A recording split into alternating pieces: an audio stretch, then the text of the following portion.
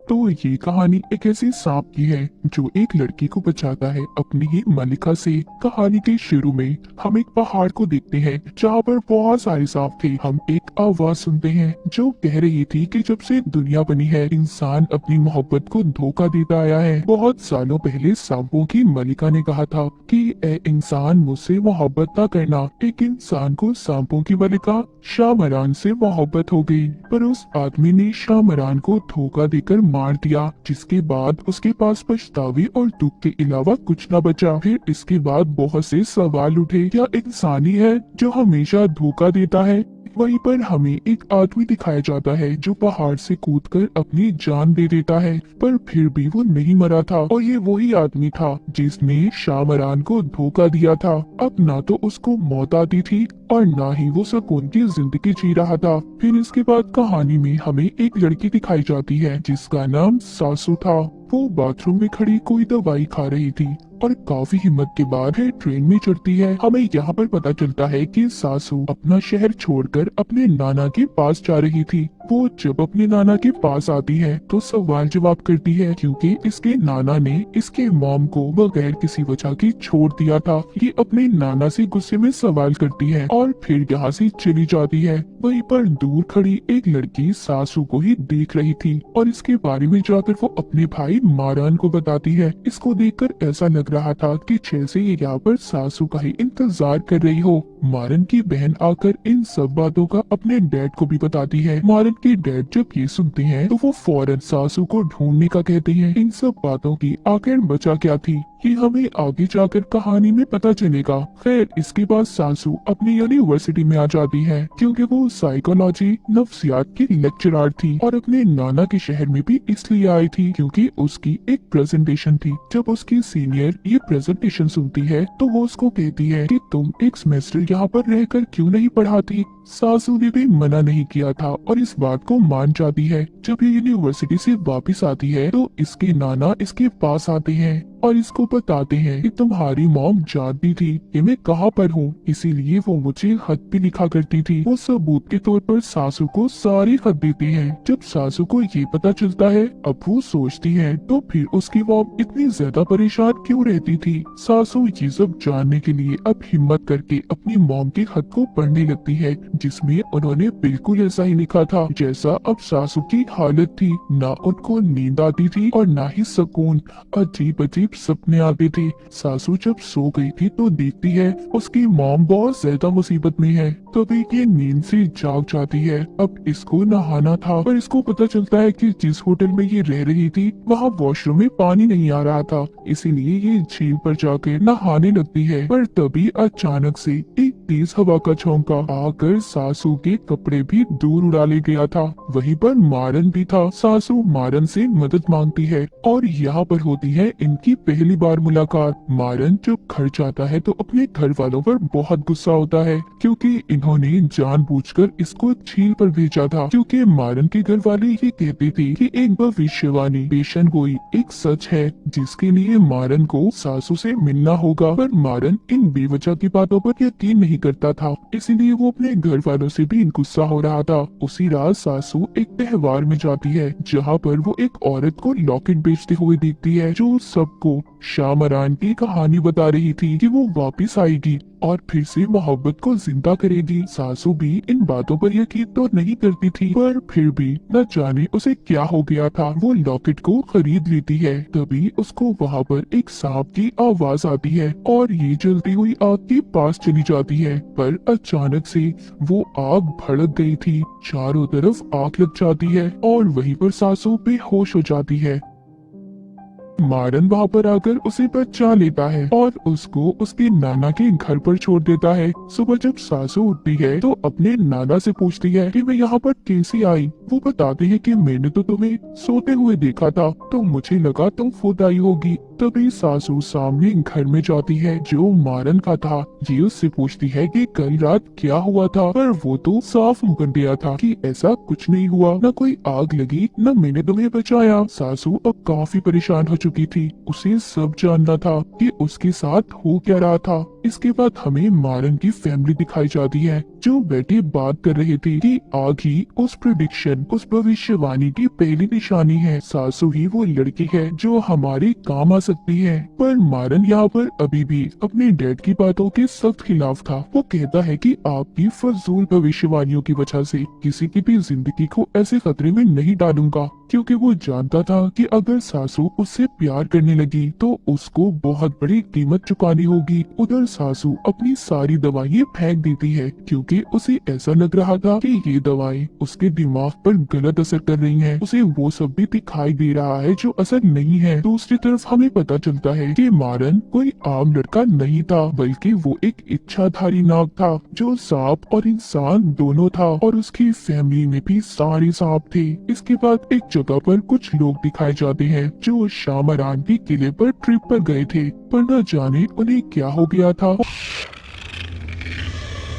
और एक एक करके वो वहाँ पर बने कुएं में छलांग लगा देते हैं। ये वीडियो भी काफी ज्यादा फैल चुकी थी। इसके बाद हम इस कहानी में एक लड़की को देखते हैं जिसके पूरे जिस्म पर सांप लिपटे हुए थे और वो अपने गुलाब से ये कह रही थी कि सासू अब आ चुकी है, उसके दिमाग से खेलो और उसको मेरे पास ले आओ। इसका मतलब ये था कि उसको ऐसी उलझनों में फंसा दो कि वो खुद चलकर मेरे पास आ जाए। अब ये लड़की कौन थी और इसका सासू से क्या कनेक्शन था, क्या ये हमें आगे आगे कहानी में पता चलेगा। सासू अब अपने नाना के घर में थी, तो वो जब जा रही थी उसके नाना उससे बात तो नहीं करती पर गाड़ी की चाबी दे देते हैं। ये बाहर आकर मारन से बात करती है। इन दोनों की अच्छी दोस्ती हो गई थी। उधर मारन अपने डैड और एक आदमी से बात करता है। इसको भी अब आहिस्ता आहिस्ता भविष्यवाणियों पर यकीन आ रहा था। वो आदमी कहता है कि हमने आग वाला हादसा तो दबा दिया, पर कुएं वाली बात सब लोगों को पता चल गई है और दुश्मन को भी खबर हो गई है। बाहर मारन की बहनें भी इसी बारे में बात कर रही थी, जिससे हमें पता चलता है कि वो सांपों में लिपटी लड़की ही इनकी दुश्मन है। सभी इच्छाधारी सांपों की, यानी कि जो इंसान बन सकते थे। उधर सासू को दिखाया जाता है जिसकी सीनियर यूनिवर्सिटी में उसको सियान नाम के लड़के से मिलवाती है जो आगे प्रोजेक्ट में उसकी मदद करेगा। सियान उससे मिलते ही सासू के साथ काफी ज्यादा फ्री हो रहा था।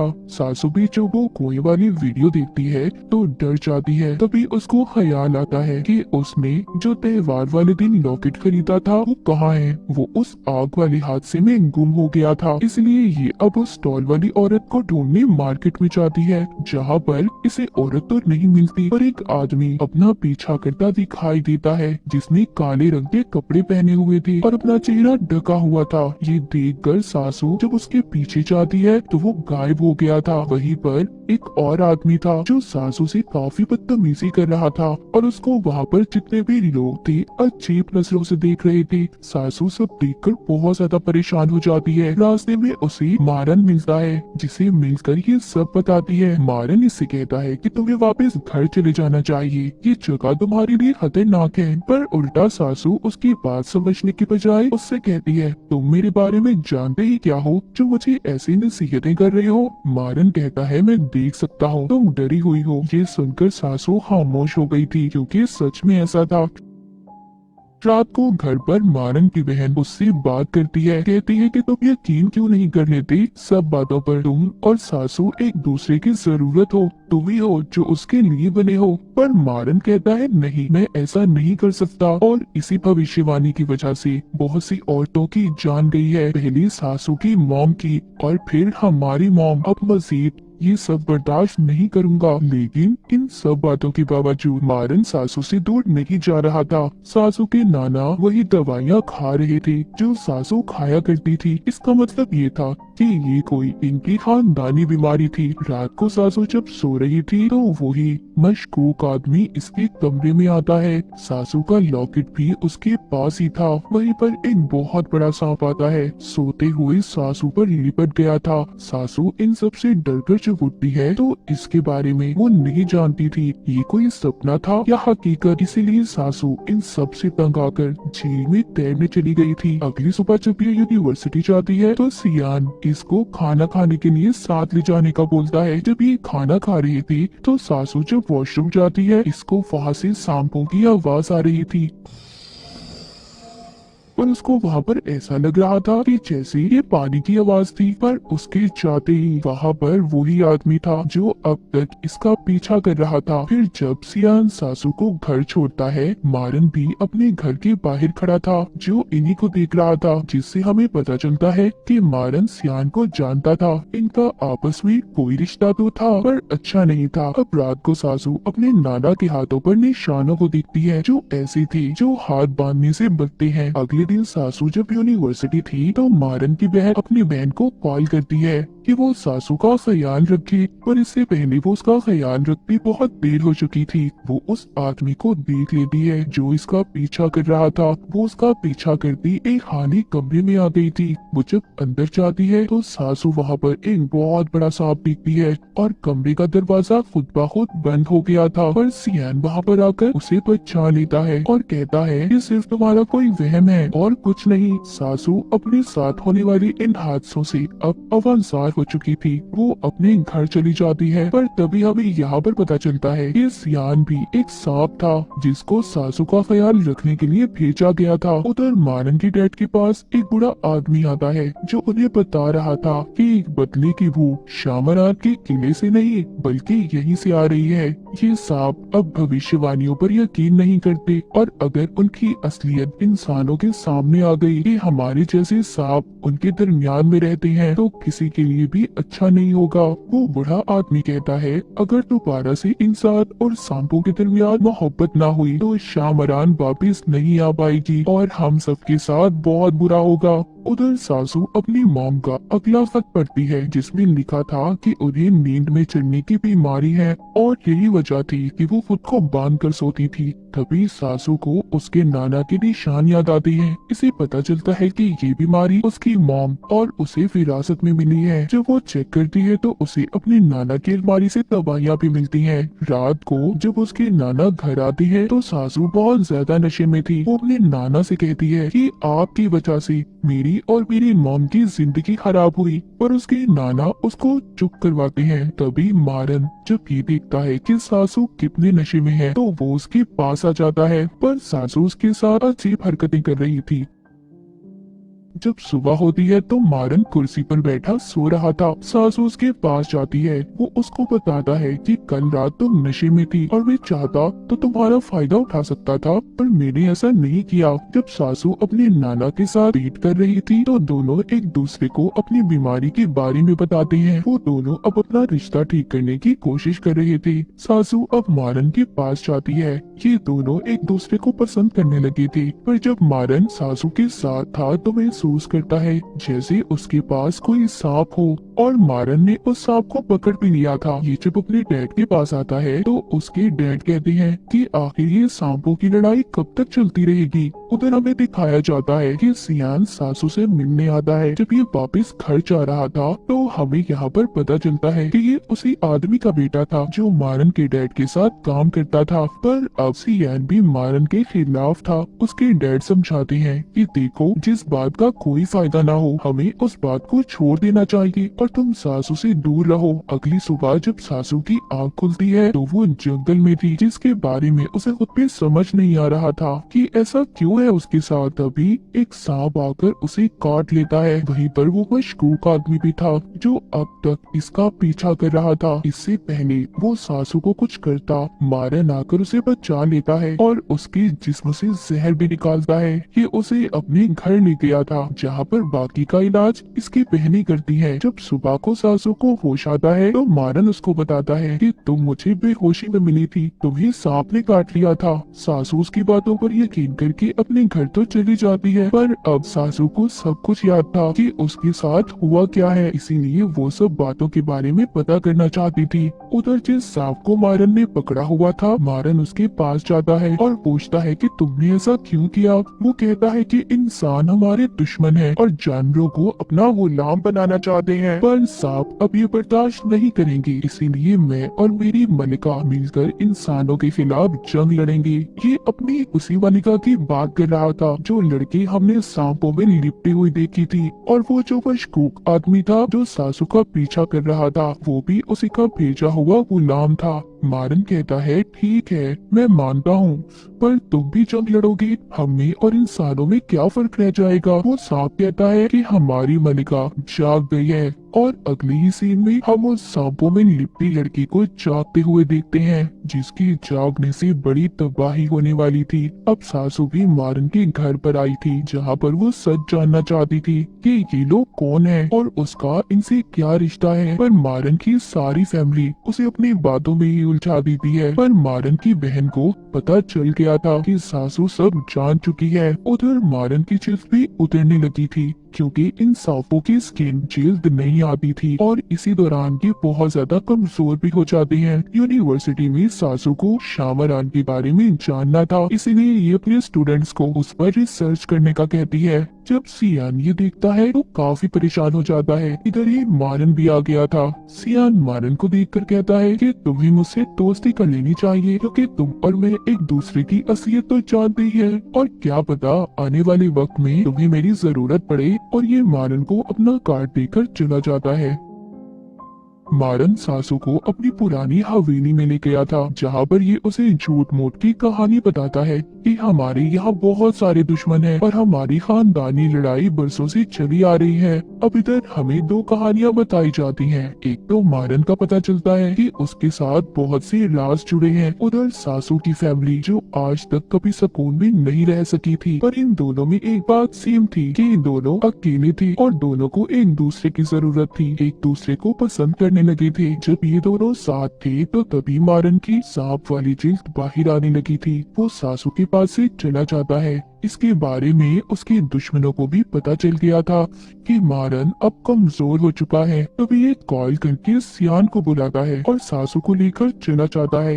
ये रास्ते में उसे कहता है कि मैं तुमसे प्यार करता हूँ और हम दोनों अपनी नई जिंदगी गुजारने यहाँ से दूर चले जाएंगे। सासू पहले तो ये सुनकर हैरान होती है, पर फिर मान जाती है और अपने घर पर उतर कर कहती है कि मैं तुम्हें सोच कर बताऊंगी। अपने घर जाकर मारन की हालत भी बहुत ज्यादा खराब हो गई थी। उधर दूसरी तरफ हमें एक औरत दिखाई जाती है, जिसको आगे के बारे में पता चल रहा था कि अब क्या होने वाला है। यहाँ टाउन में जितने भी जानवर गाय थी सब मर रही थी और वो सांपों में लिपटी लड़की भी जिंदा हो रही थी, जो एक बड़ी तबाही की निशानी थी। जब मारन घर पर था तो उसकी बहन सासू को मैसेज करती है कि वो घर से कुछ दिन के लिए जा रहा है, क्योंकि कुछ दिन तक अब मारन सासू से नहीं मिल सकता था और सियान को सासू पर नजर रखने का कहता है। पर सियान उसे सांपों की जगह पर ले गया था, क्योंकि ये मारन को धोखा दे रहा था, जहाँ पर सब इच्छाधारी सांप थे और सब सासू को बहुत अजीब नजरों से देख रहे थे। पर ये उसको बचाकर दोबारा से उसके घर ले आता है और माफी मांगता है कि ये उसे ऐसी जगह पर लेकर गया। सासू चारों तरफ से अब डर चुकी थी। वो मारन के घर के पास जाकर उसके नंबर पर फोन करती है कि उसकी फोन की जब बेल सुनती है तो अब इसको ऐसा लग रहा था कि मारन इससे कोई गेम खेल रहा है। जब रात को सासू अपने नाना और बाकी लोगों के साथ खाना खा रही थी तो उसकी नाना बात करती है कि टाउन में सारे जानवर मर रहे हैं और तब भी ऐसा हुआ था जब मैंने अपनी बेटी को छोड़ दिया था। सासू जब ये सुनती है तो अब वो मारन के साथ जाने के लिए तैयार थी, इसलिए उसे हाँ बोल दिया था। पर काफी दिन गुजर जाते हैं, ना तो मारन का कोई मैसेज आता है और ना ही फोन, क्योंकि वो अपनी नई जिल्द के आने की वजह से बेसमेंट में बंद था। रात को सासू जब झील में तैर रही थी तो उसे सियान मिलता है, जो उसको अपने साथ कहीं पर ले जाने का कहता है। तभी यहाँ पर आता है मारन। सासू को कुछ समझ नहीं आ रही थी, क्योंकि सियान और मारन दोनों गायब हो गए थे। वो सांप बनकर लड़ रहे थे। मारन ने सियान को जख्मी कर दिया था, जिसके बाद वो सासू के सामने आता है, कहता है प्लीज मेरे साथ यहाँ से दूर चलो। पर अब सासू डरने लगी थी और मारन से कहती है आखिर सच क्या है, क्या गेम खेलना चाहते हो तुम मेरे साथ। तभी सासू को कॉल आती है, उसके नाना कहीं पर चले गए थे। मारन सासू को घर छोड़ता है और यकीन दिलवाता है कि फिक्र नहीं करो, मैं तुम्हारे नाना को सही सलामत लेकर आऊंगा। जाऊंगा। और हम देखते हैं कि सासू के नाना वहीं पर पहाड़ पर खड़े थे, जो हमने कहानी के शुरू में एक आदमी को देखा था। वो भी वहाँ से कूदने वाले थे, पर मारन उसको बचा लेता है। मारन घर आकर अब अपने डैड को बताता है कि सियान सासू को दुश्मनों के पास ले जा रहा था। इस बात पर मारन के डैड उसे सजा देने का फैसला करते हैं, पर यहाँ पर जो उनके साथ आदमी काम करता था यानी कि सियान के डैड उनसे कहते हैं, मेरे बेटे को एक मौका और दे, मैं उसे समझाऊंगा। पर जब ये अपने बेटे के पास जाता है तो उसको जख्मी देखकर अब ये भी फैसला करता है कि ये उस काले कपड़ों वाले आदमी का साथ देंगे और सासू को अपनी मलिका के पास लेकर जाएंगे। ये सभी मिलकर सासू की सीनियर को अपने काबू में करते हैं, जो अगले दिन सासू को शामरान की हवेली में ले जाती है, ये कहकर कि उनका कोई ट्रिप है। सासू उसी कुएं के पास जाती है जहाँ पर लोगों ने छलांग लगाई थी। उधर ये अपना गुम हुआ लॉकेट देखती है जो वहाँ पर लटका हुआ था, जिसे लेने के लिए जब ये अंदर जाने वाली थी तभी मारन की बहन आकर उसे बचा लेती है। उधर मारन सियान के पास जाता है और उसे धमकी देता है कि तुम सासू से दूर रहो। वहीं दूसरी तरफ मारन की बहन को सीनियर को देखकर पता चल गया था कि उस पर सांप का असर है। उस पर दुश्मनों ने अपना काबू कर लिया है। जब सासू घर आती है तो इसके नाना का इलाज वही औरत कर रही थी जिसको हमने पहले देखा था, जिसको भविष्यवाणी के बारे में पता चला था। वो अपने नाना को हॉस्पिटल ले जाने का कहती है। सासू अपने नाना को बताती है कि आप मेरे लिए बहुत अहम है। मारन के घर में भी रात को दावत थी जहाँ पर मारन के डैड सबको बुलाते हैं। अब क्योंकि सासू और मारन इतने दिन दूर रहे थे, वो कुछ वक्त गुजारने झील पर चले जाते हैं। इधर दावत में सासू के नाना की भी तबीयत खराब हो रही थी, इसी वजह से वो भी अपने घर चले गए थे। मारन की बहनें उस सीनियर को बांध देती हैं ताकि वो इसके अंदर से छुपे सांप को बाहर निकाल सके। उधर झील पर मारन सासू की कमर पर सांप के बनते हुए निशान देखता है और काफी खुश होता है। इसका मतलब ये था कि सासू भी अब सांप बन चुकी थी या फिर मारन ने उसे अपने जैसा कर दिया था। अब हैरी और मारन वापस से दावत में आते हैं। मारन उस सीनियर के मुंह से सांप निकालता है जिससे वो भी आजाद हो गई थी। वहीं पर मारन के नौकर की बीवी जो माँ बनने वाली थी, उसकी हालत भी खराब हो जाती है। शायद ही अब आखिरी भविष्यवाणी थी कि एक इंसान सांप को जन्म देगा, पैदा करेगा। मारन की फैमिली उसकी मदद करती है।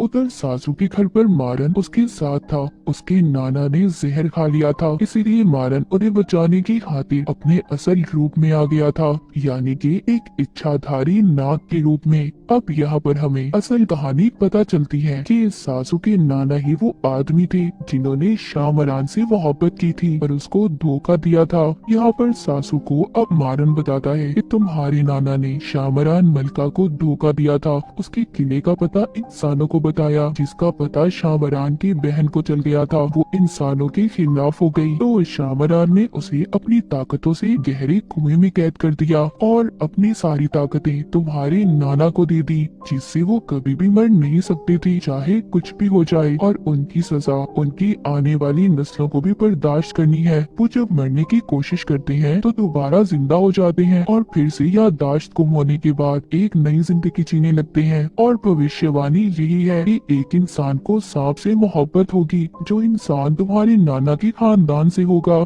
यानी कि तुम। इस बार इंसान को कुर्बानी देनी होगी, उसे सांपों के साथ जमीन के नीचे जाकर रहना होगा। सासू को इन सब बातों के बारे में कुछ समझ नहीं आ रहा था। वो भाग कर जंगल में चली गई थी। उधर हमें मारन के डैड दिखाए जाते हैं जो बताते हैं कि हमें सासू को कुर्बान करना होगा। ये बात इन्होंने मारन को भी नहीं बताई थी। इधर सासू पर जंगल में वही आदमी हमला कर देता है जो अब तक इसका पीछा कर रहा था, पर सासू अपनी ताकत से उससे बच जाती है। सासू भी क्या अब सांप बन चुकी थी। सासू के घर आकर एक सांप ने इसके नाना को भी मार दिया था। सासू और मारन दोनों ने अपनी असलियत को मान लिया था कि वो दोनों अब सांप हैं, पर ये बात इन्हें नहीं पता थी कि अभी तो ये शुरुआत थी, क्योंकि शामरान की बहन जाग चुकी थी। अब सासू और मारन के साथ आगे क्या होने वाला था कोई भी नहीं जानता था। और इसी के साथ ही कहानी यहीं पर खत्म हो जाती है।